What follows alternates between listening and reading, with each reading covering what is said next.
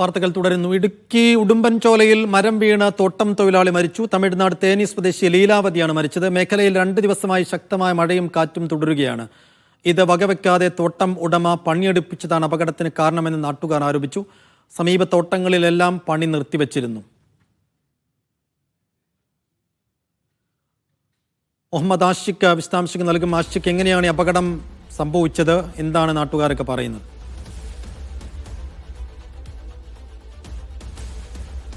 ഷെഫുദ്ദീൻ, അല്പനേരം മുമ്പാണ് അപകടം നടക്കുന്നത്. ഉടുമ്പൻചോല നെടുങ്കണ്ടത്തിന് സമീപമുള്ള തോട്ടത്തിലാണ് അപകടം. തോട്ടം തമിഴ്നാട്ടിൽ നിന്ന് തൊഴിലെടുക്കാനായി എത്തിയ തേനി സ്വദേശി ലീലാവതിയാണ് മരം വീണ് മരിക്കുന്നത്.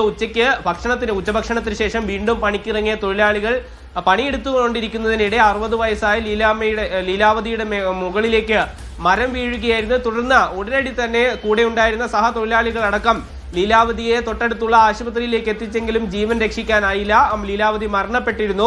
ഈ പ്രദേശത്ത് കഴിഞ്ഞ ഏതാനും ദിവസങ്ങളായി ശക്തമായ മഴയാണ്. ഇടുക്കി ജില്ലയിൽ പ്രത്യേകിച്ച് ഓറഞ്ച് അലർട്ട് പ്രഖ്യാപിച്ചിരിക്കുന്ന സാഹചര്യമുണ്ട്. ഉടുമ്പൻചോലയിൽ ശക്തമായ കാറ്റ് അനുഭവപ്പെടുന്ന സാഹചര്യമുണ്ട്. സമീപ പ്രദേശങ്ങളിലെ തോട്ടങ്ങളിലെല്ലാം തൊഴിലാളികളോട് വരണ്ട എന്ന നിർദ്ദേശം നൽകിയിരിക്കുന്ന സമയത്ത് പോലും ഈ തോട്ടം ഉടമ തൊഴിലാളികളെ പണിയെടുപ്പിച്ചതാണ് അപകട കാരണമെന്നാണ് ഇപ്പോൾ നാട്ടുകാരടക്കം ആരോപിക്കുന്നത്. ഒരു സ്ത്രീയുടെ ജീവൻ നഷ്ടമായിരിക്കുന്നു. ഏതായാലും തോട്ടത്തിൽ പണിയെടുത്തുകൊണ്ടിരിക്കെ മരം വീണ മരണപ്പെടുകയായിരുന്നു. 60 വയസ്സുകാരി തേനി സ്വദേശിയായിട്ടുള്ള ലീലാവതിയാണ് മരണപ്പെട്ടത്. ശരി ആഷിഖ്.